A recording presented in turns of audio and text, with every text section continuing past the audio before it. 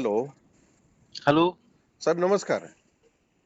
हा बोला ना. नमस्कार नमस्कार. हा, मी बाळासाहेब बळवंतराव बोलतोय पंढरपूरनं. कोळी जमातीचा मी अभ्यासक आहे. हो हो हो, ते तुमचा मगाशी फोन आला होता ना. हा, तर बघा, तुम्हाला दाखले देण्यासाठी आधी नियम 2000 आणि नियम 2003 बनवलेत. हो हो. मग त्याच्यामध्ये काय तरतुदी केल्या? त्या 1950 वर्षाचा पुरावा असेल तर घ्यावा आणि नसेल तर काय घ्यावा, तुम्हाला ऑप्शन दिलाय ना त्यांनी, रहिवासी पुरावा घ्यावा. हो, मग तुम्ही रहिवासी पुरावा घ्या आणि द्या ना त्यांना दाखले. कशाला अडवून ठेवले तुम्ही?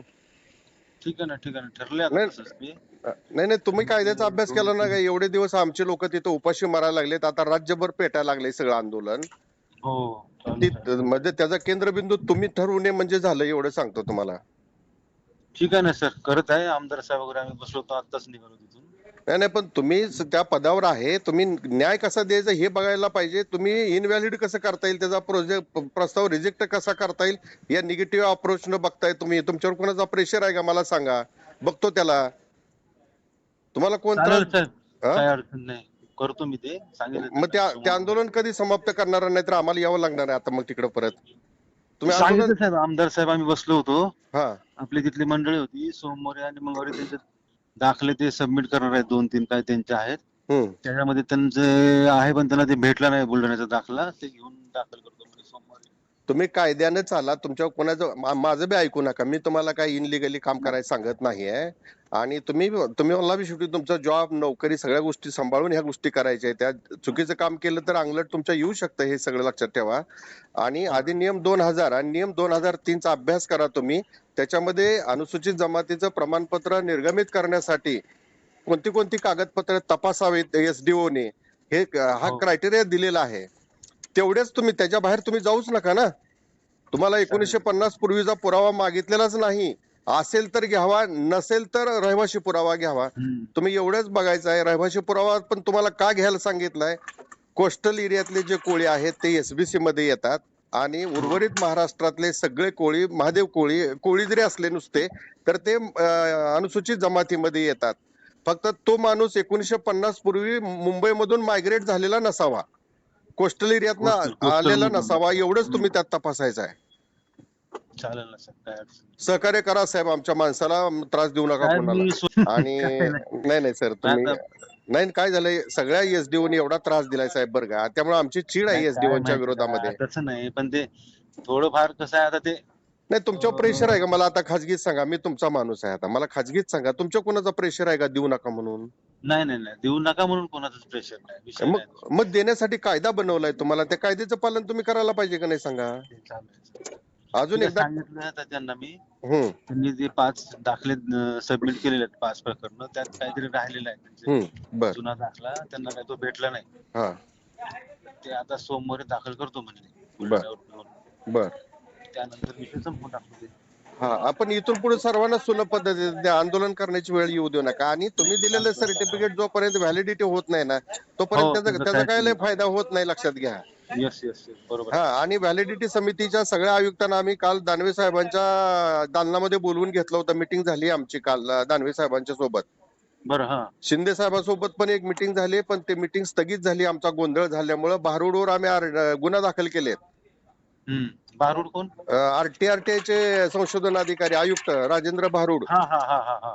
ते आता TRTI ला प्रमुख आहेत, आदिवासी संशोधन व प्रशिक्षण हो. संस्था पुणे. त्यांच्यावरती गुन्हा दाखल केलेला आहे आयुक्तावरती. आंदोलन बरं. फार चिडले, वरच्या टोकाला गेलेलं आहे. आणि काल याचा विषय हाच आहे का? हाच विषय आहे बरं. साहेब. मग काल साहेबांनी मीटिंग मध्ये त्यांना प्रश्न विचारले, बाबा तू का दाखले देत नाही, हा, बरोबर आहे. व्हॅलिडिटी का देत नाही? तर त्यांनी जे डाऊट काढले त्या डाऊटची आम्ही कायदेशीर उत्तर त्यांना दिली. मग ते व्हॅलिडिटी म्हणले, संदर्भात. हा, काय डायरेक्टर कागदोपत्री प्रूव्ह केलं आम्ही की हे अशा पद्धतीनं आहे. आणि त्यांनी सांगितलेली माहिती बेकायदेशीर होती, आम्ही सांगितलेली माहिती कायदेशीर होती. त्यांचे सगळे बरं. डाऊट क्लिअर केले. मग त्यांना म्हणले, तुम्हाला हे माहित नव्हतं का दानवे साहेब म्हणले? तर हम्म. काय ते बोलले नाहीत, घाबरले होते सगळे सहआयुक्त. आणि हम्म. दानवे साहेब म्हणले, तुम्हाला धरून हाणलं पाहिजे ह्या लोकांनी म्हणले. तुम्ही हा, व्हॅलिडिटी तुम्ही या मला लायकीचे आहेत म्हणले सगळे. वाटतं व्हॅलिडिटी झालीच नाही अजून कोणाचीच ना. नाही, होते ना कोर्टातनं.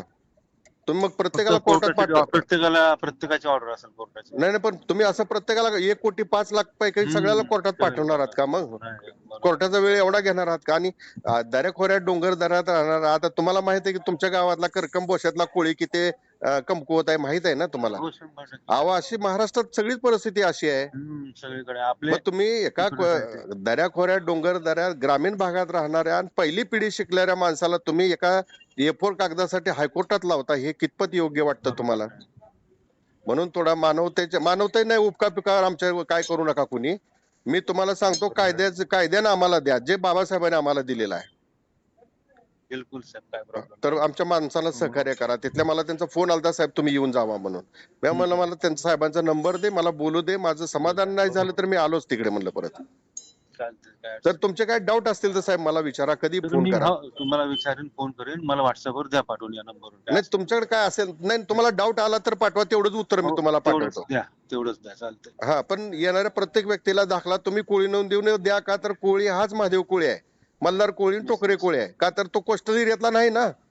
विदाउट कोस्टल एरिया आहे, बरोबर. हा, विदाउट कोस्टल एरिया. आणि 1967 नंबरला ओबीसीच्या लिस्ट मध्ये कोळी होता, नुसता कोळी. हो. तोच कोळी 1994 ला एसबीसी मध्ये गेला. येस. हो. हा, आणि त्याच्यामध्ये कोणत्या जाती येतात तर सोन कोळी ग्रुप, म्हणजे मच्छीमार कोळी, सोन कोळी, आगरी कोळी, ख्रिश्चन कोळी, खारवा आणि खारवी, म्हणजे मिठागरात काम करणारा कोळी, म्हणजे सगळे समुद्राचे समुद्र किनारपट्टीवर राहणारा कोळी. आणि सगळ्यांच्या नोंदी 1901 ते 1941 साहेब जनगणना, तुम्ही तर महसूल कोर्ट आहे, तुम्हाला सगळं माहित आहे की आदेश होते का त्यावेळेला जातवार जनगणनेचे? उपजातीची नोंद न करता कोळ्यामध्ये जवळजवळ 28 प्रकार आहेत. कुणाचीही नोंद पोट जातीसह करू नका, असे आदेश 1901 ते 1941 तत्कालीन जनगणना आयोगाचे होते. मग तुम्ही महादेव कोळीच्या नोंदी 49 आणणार कुठून सांगा? बिलकुलच नाही, बरोबर आहे. मग हा प्रॉब्लेम हा आहे. आणि हे महादेव कोळी म्हणजे आदिवासी जे आहेत ना, हे आदिवासी म्हणजे या देशाचा मूळ निवासी. खैबर खिंडीतनं आपण आलेलो नाही साहेब. या देशाचे मालक आम्ही आहोत, पण मालक आज उपलानी झालाय.